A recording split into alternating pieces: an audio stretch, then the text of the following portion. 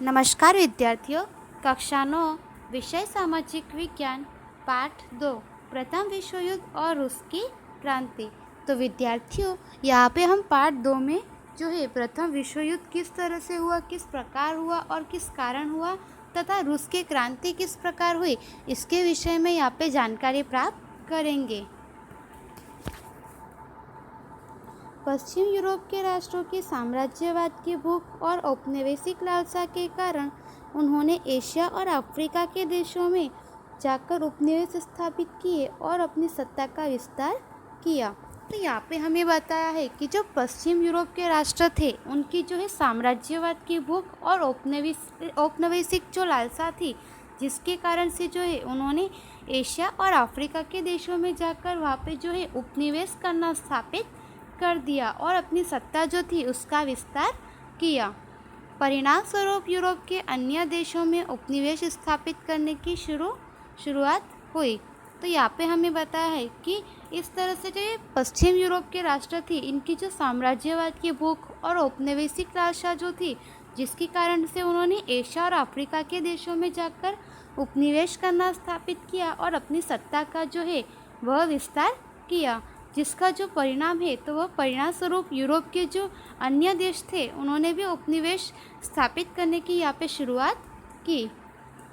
पश्चिम Europe के इन उपनिवेश भूखे देशों ने एशिया अफ्रीका के देशों को आर्थिक, सामाजिक और सांस्कृतिक नुकसान पहुंचाया था। तो यहाँ पे हमें बताया है कि पश्चिम यूरोप के ये जो भूखे देश थे, जो ये साम्राज्यवाद की जिनकी भूख थी और औपनिवेशिक लालसा की जिनकी भूख थी, तो इन भूखे देशों ने जो है एशिया अफ्रीका के देशों को आर्थिक, सामाजिक और जो है सांस्कृतिक नुकसान पहुंचाया था, जिसकी वजह से जो एशिया अफ्रीका के देश थे उनको आर्थिक, सामाजिक और सांस्कृतिक जो है उसको कई प्रकार से नुकसान हुआ था। विश्व राजनीति में उसके ऐसे परिणाम आए जिसके कारण प्रथम विश्व युद्ध तथा रूस की बोल्शेविक क्रांति जैसी अनेक घटनाओं का सृजन हुआ था। तो यहाँ पे हमें बताया है कि विश्व की जो राजनीति देखी जाती है, तो उस विश्व की राजनीति के विषय में जब हम जानकारी प्राप्त करेंगे तब हमें यहाँ बताया है कि विश्व राजनीति में जो है उसके कुछ ऐसे परिणाम आए। पश्चिम यूरोप के राज्य के जो उपनिवेश करने की यहाँ पे सत्ता विस्तार किया, जिसकी वजह से जो उनका परिणाम आया, जिसके कारण से जो प्रथम विश्व युद्ध था वह हुआ तथा रूस की जो बोल्शेविक क्रांति थी जैसी घटनाओं का यहाँ पे सृजन पश्चिम यूरोप के राष्ट्रों की वजह से हुआ। तो विद्यार्थी मित्रों, आइए अब हम इनका ब्यौरेवार अध्ययन करेंगे।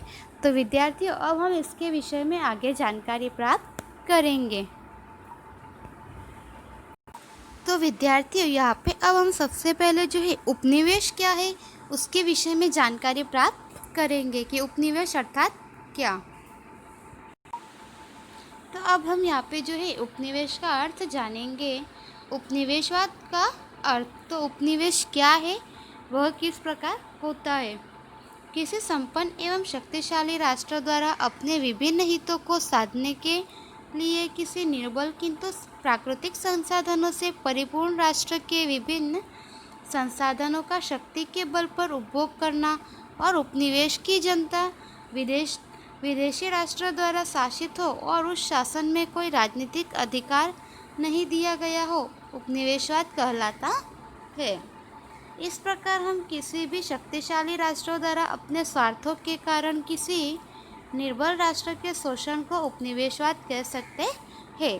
तो विद्यार्थियों, यहाँ पे हमें समझाया है कि हम उपनिवेश किसे कहते हैं, जिसमें हमें बताया है कि किसी संपन्न एवं शक्तिशाली राष्ट्र जो है वो अपने विभिन्न हितों को पूरा करने के लिए और अपने जो है अपनी लालसा को पूर्ण करने के लिए किसी भी निर्बल जो राष्ट्र है वह निर्बल है, परंतु जो प्राकृतिक संसाधन है वह उस राष्ट्र के पास जो है परिपूर्ण मात्रा में है। जो राष्ट्र है वह जो है प्राकृतिक संसाधनों से संपूर्ण है। तो ऐसे राष्ट्र की जो विभिन्न संसाधन है उनका शक्ति के बल पर वह उपभोग करना और उपनिवेश की जो जनता है वह विदेशी राष्ट्र द्वारा शासित हो और उस शासन में कोई राजनीतिक अधिकार नहीं दिया गया हो, उससे जो है हम उपनिवेशवाद कहते हैं। तो इस प्रकार से जो है अपने हित के लिए और अपने विभिन्न जो है लालसा को पूर्ण करने के लिए कोई भी शक्तिशाली राज्य जो राष्ट्र है वह अपने स्वार्थों को पूर्ण करने के लिए या किसी भी कारणवश जो है निर्बल राष्ट्र पर शोषण करे तो वह उपनिवेशवाद कहलाता है। तो विद्यार्थियों, यहाँ पे हमने समझा कि हम उपनिवेश किसे कहते हैं। तो उपनिवेशवाद अर्थात जो है हम अपने जो स्वार्थ है उसे पूर्ण करने के लिए और अपने हित को पूर्ण करने के लिए जो है किसी शक्तिशाली राष्ट्र द्वारा जो है किसी निर्बल राष्ट्र पर शोषण करना, वह उपनिवेशवाद कहलाता है। पश्चिम यूरोप और एशिया अफ्रीका में उपनिवेशवाद। तो विद्यार्थियों, अब हम यहाँ पे जानेंगे कि पश्चिम यूरोप के जो राष्ट्र थे उन्होंने एशिया अफ्रीका में किस तरह से उपनिवेशवाद किया। एशिया अफ्रीका में उपनिवेश स्थापित करने में पश्चिम यूरोप के राष्ट्र मुख्य थे।